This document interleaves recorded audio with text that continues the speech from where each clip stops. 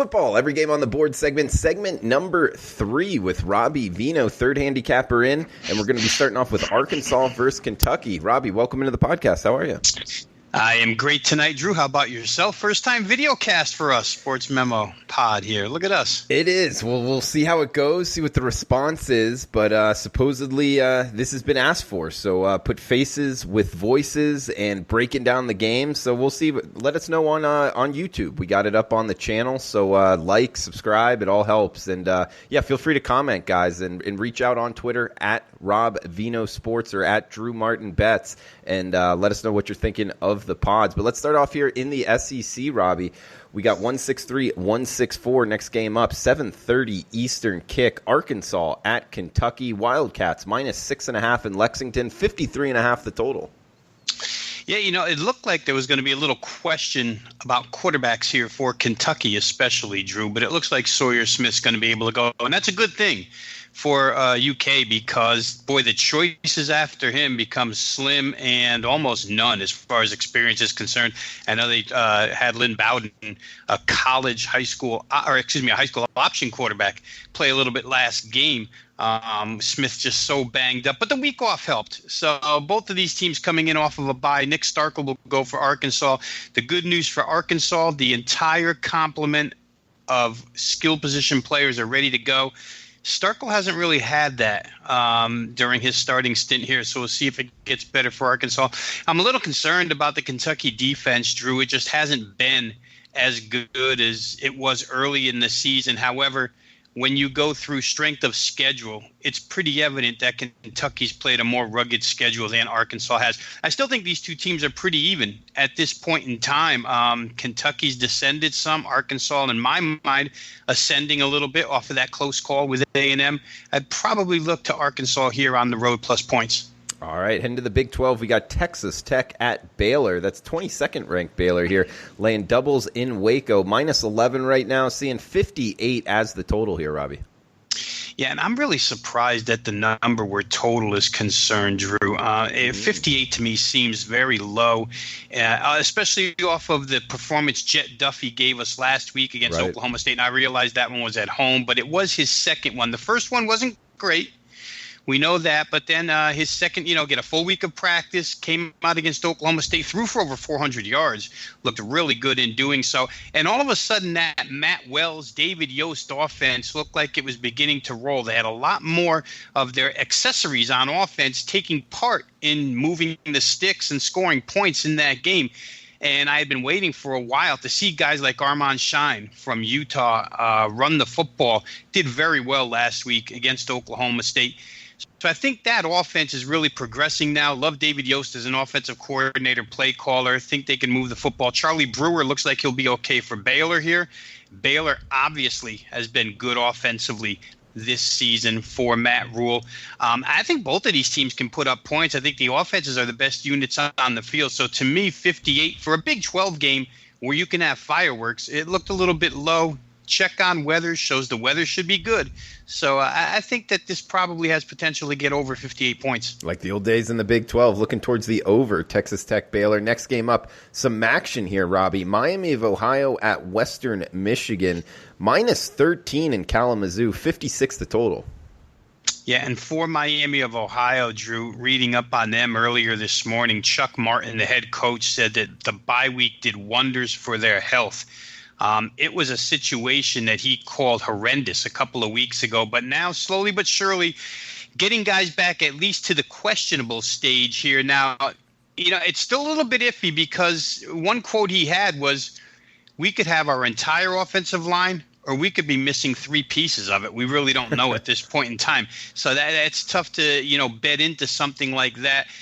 Top receiver, number 1 running back, both guys, Sorensen, the receiver, they're questionable here. We'll see if they go. But I think that Miami probably has enough depth at those 2 positions to overcome it. It will really be the offensive line that's the key to whether or not they can move the football here. They had a big win, 34-20, before their last bye week, showed a little heart in that comeback effort. But, boy, I don't know. It's very tough to go against Western Michigan off of the loss to Toledo. The fact that John Washington can put up points in bunches. To me, like I say, it's hard to bet into an injury situation that you're not quite sure of, because I think Miami's got some fight in them if they're healthy. Just don't know how healthy they'll be here in this game. Better than they have been, but maybe not good enough to take out WMU. Robbie, one here where the number surprises me, talking BYU at USF, and I'm not sure what BYU is doing laying less than a touchdown here. I know they're on the road, and USF, looked good last week, but look who they played. 51 the total in Raymond James. Are you thinking the same thing I am here? Well, especially with on the BYU side, no Zach Wilson at quarterback. Yeah. That really hurts that team's chances. Now we can't get too impressed with a victory over UConn, but still, for South Florida, that was a big deal to go out and score 48 points and get a win by almost 4 touchdowns.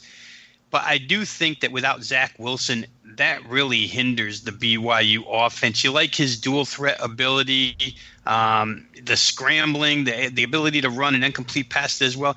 And Brigham Young, mostly defensive based, Drew. So I don't know if they have the speed factor on the defensive side when South Florida gets things going here. I kind of like the way South Florida played offensively last week. Like I say, not too thrilled with the fact that it was only against UConn, but my thought process here is that Brigham Young's just not going to be able to match points if touchdowns start occurring. As without Zach Wilson, who I really like as a quarterback, I'm not sure BYU can just turn around and hand it off, protect their young quarterback, and still keep this game close. With Wilson, they're the better team. Without him, I don't know that they are. Wow. Okay. So agreeing with this number, then possibly even looking towards USF there. It sounds we got Cincinnati at Houston and AAC. Cincinnati -7 in the hook on the road. 51.5 the total, Robbie. Couple of ways to look at it here where Cincinnati's concerned. A, you could take the stance that they learned a hard lesson against Ohio State because they've played very well since then, and the victory over UCF showed that they've made their way up to the top of the AAC, where Luke Fickell, when he first came in, wanted to get them. He had good recruiting classes. There was a lot of chatter about this team, but they finally got that signature win over the cream of the crop in the AAC. Now they get to, come off of that win. Can they sustain it, go to Houston, beat Houston? Certainly the defections or the redshirt seasons for Houston on the offensive side, De'Ara King, hurt that team, but they came out with a win first time out.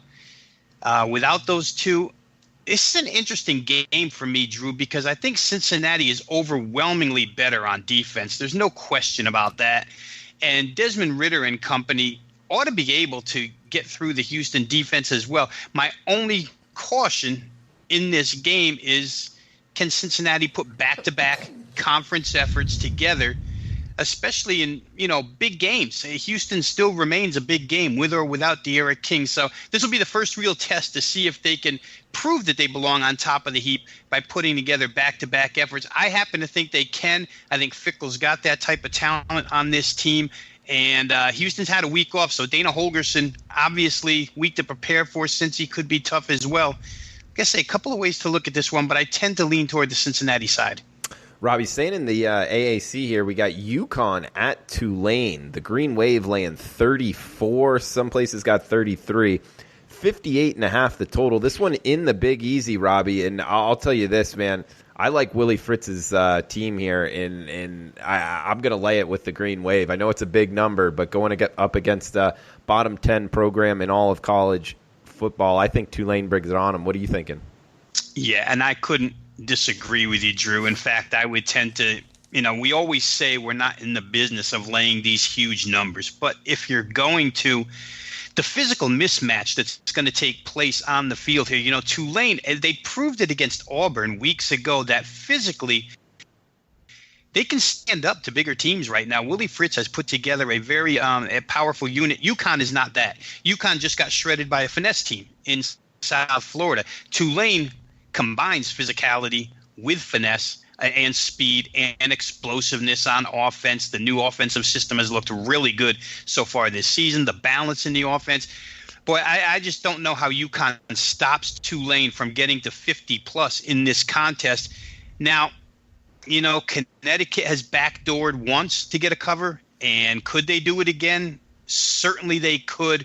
But Tulane's defensive front, as far as AAC is concerned, is a different breed. It's right up there with the elite. I would say Cincinnati, Tulane, the two best defenses, but Tulane's defensive line should be able to cave in that UConn offensive line. So from a fundamental perspective, it's not much of a matchup, and Tulane being at home makes it even harder on UConn. I would say if you had to lay the points here, just don't know how much UConn can produce, maybe 17 tops. Robbie, next game up, we got Mountain West versus the SEC here with UNLV, the Running Rebels, going on the road to Nashville. Vanderbilt laying 2 touchdowns here, minus 14, 57 now. Seeing some under money, 59 down to 57 here as the total. Yeah, let's start with the bad beat that UNLV took last week, plus 24.5, lose by 25, 31-13, onside kick gets returned to the 6. Boise decides not to take a knee, running in for a touchdown and covered by half a point. No Armani Rogers again. Obviously, that hurts this team. They're more explosive with him. Charles Wilson did return their top running back. I think heading into last week, he was the number 1 rusher in the Mountain West Conference. But that's about it for UNLV. Now, Vandy's had a tough season, and they got Northern Illinois non-conference a couple of weeks ago, Drew, and at the time I had thought that might be the perfect elixir for their defense. It was, and Derek Mason wanted to try and tell us heading into the week against Mississippi that his defense had turned a corner. I think we saw that it didn't. Ole Miss got 31. I think we saw that the offense went backwards. Vandy only got 6. But I feel like if you just break them outside of SEC competition and put them in a matchup like this, they're going to score. I think Riley Neal and that offense, Keyshawn Vaughn, they're going to score. Can Vegas keep up? Boy, I'm not really sure there. I hate to lay points with Vanderbilt because it's just not a good defensive team at this point in time, and anything could happen. It's probably a game I'll stay away from. Little bit surprised that the totals come downward, Drew. In that Northern Illinois game, I think the game ended up on 42. Maybe, somewhere around the 50 mark. So, under money could be right. Just don't know which way to go with it here. Robbie, we've got Michigan State at Wisconsin up next in the Big Ten. 40, the total, low total here, Robbie. This one in Camp Randall. Looks like Wisconsin laying 10.5 at home. 3 shutouts in 5 or 6 games, whatever it is for Wisconsin, maybe 3 and 5 games. So the defense has been tremendous. After last week's contest, Wisconsin's defense was praised as the best in the nation by the opposing coach. I don't know if that's true, but they're certainly good. And I just feel like this matchup fits Michigan State better than the one did last week. However, it's got to scare you, Drew. When Michigan State goes through the first quarter against Ohio State has 16 rush attempts and 0 rushing yards. The rest of the game, 3 quarters, Ohio State runs for 339. Yikes. You've got Jonathan Taylor on this team and that Wisconsin offensive line. If Michigan State can give up 339 rushing yards in 3 quarters, if you're just playing comparative stuff here, you would think that Wisconsin could rush all day long against them. Not sure that Wisconsin brings the other threats to the table, though. The dual threat quarterback like Justin Fields is and Jack Cohen isn't. The speed at the wide receivers, although Wisconsin's very improved at wide receiver, don't know that they are as good as Ohio State. So it's probably a little bit better matchup for Michigan State to be playing Wisconsin. And 10.5, looks fairly attractive, but up at Camp Randall, you expect Mark D'Antonio to keep his team grounded here and not necessarily toss away the season, because for all intent and purposes, they're not going to win the Big Ten East. They're not going to go to the Big Ten championship game. And we know that coming into the season, those are expectations at MSU. I kind of like the points, but I don't know where the MSU mindset will be. If I had to, I think I would take the 10.5. Certainly Wisconsin's a tough freight train to step in front of right now.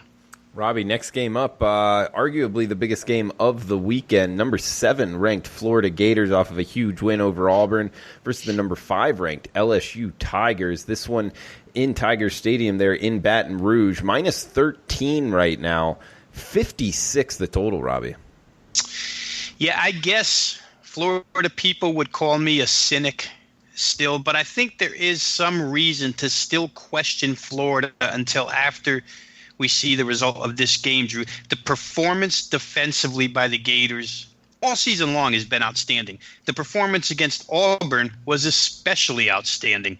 However, Auburn just doesn't bring the same type of offensive tools to the game that LSU does right now. 416 passing yards per game over the course of their last 4, I think it is. And Florida will have to, although they have a great pass rush and cover corners, they've got to cover multiple guys. They've got to get to Joe Burrow much quicker than they had to get to Bo Nix. And I think Joe Burrow's a better, where the passing game is concerned, he's a better and faster decision maker than is Bo Nix. Bo Nix really got it handed to him at Florida last week. So I think, a 13.5 at face value is a big number. When teams can score 45 points, 13.5 becomes a smaller number. Can you get 45 against Florida? It's very doubtful. But what can Florida get against the LSU defense that last week, even with all the injuries, saw Jordan Love and Utah State coming to town, getting some sort of praise, and absolutely put the clamps on, if nothing else, what's a very good group of 5 team and a very good group of 5 offense. I think LSU has that type of playmaking ability on the defensive side. Kyle Trask, going to be okay. Got hurt, left the game for a couple of series, came back and played fairly well against Auburn last week. But again, I don't know that these two teams are apples to apples here. The offenses here are more like apples to oranges, and I wouldn't be surprised if LSU got out on top real quick, that Florida finds it very, very difficult to come back. A quote from Joe Burrow, Drew, last week they gained over 600 yards and said the team was disappointed with a lot of that effort. He said it's a different team this year. We weren't satisfied with what we did offensively. We got to clean some stuff up.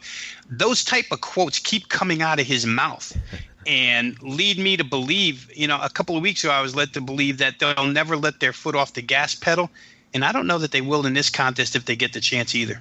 Robbie, I don't know. Florida fans aren't going to like this, but I kind of feel like Florida's in the same situation Auburn was in last weekend, in terms of they got a young quarterback heading on the road, going up against a good defense. It's just not the situation you want to be betting on.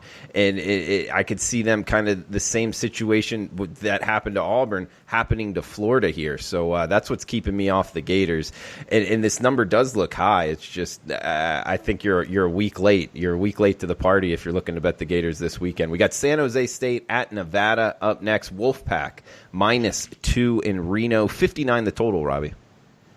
But I like the improvement in San Jose State this year, Drew, especially offensively. I know they can move the football.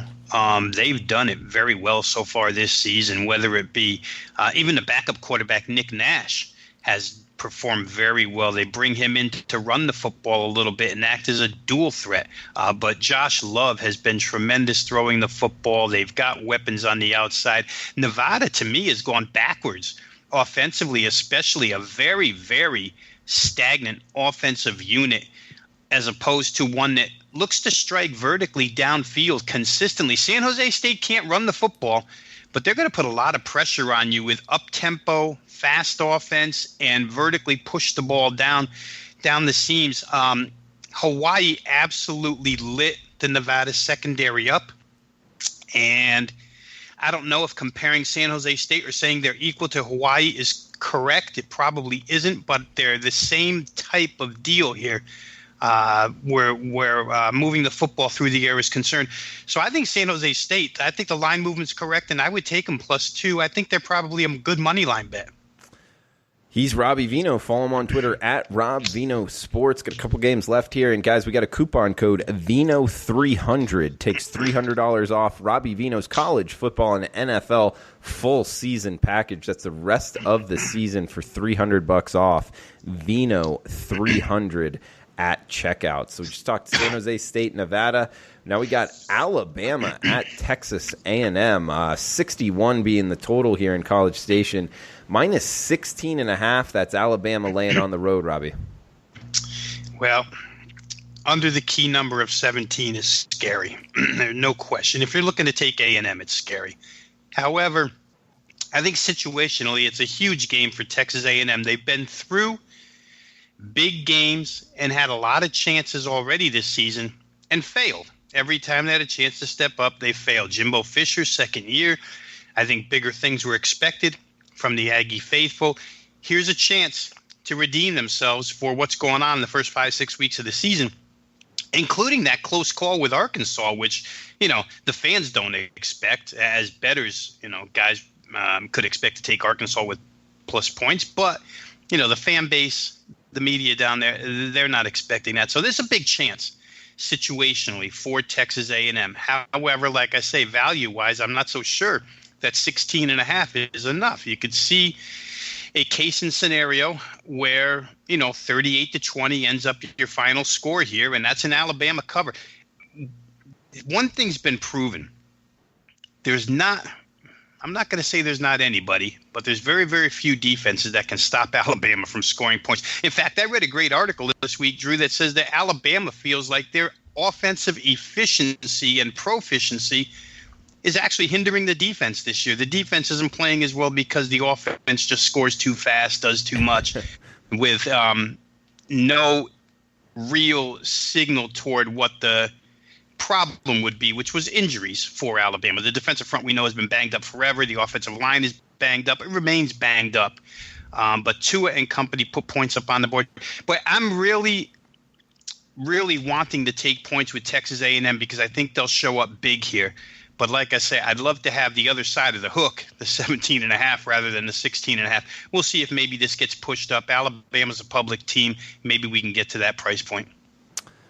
Guys, check out Robbie Veno's packages at sportsmemo.com. His 5% blue chips, 137 and 87. That's 61% all the way back to 2007. So over a decade there, he's hitting 61% on his 5% plays. And college football's been good. He's got a lot of wins of recent. So he's seeing the college football gridiron very well right now, and you can get the rest of his season, college football, NFL, for $300 off using the coupon code VENO, that's VENO 300 at checkout. Robbie, is there anything else you want to throw out here before we shut this segment down?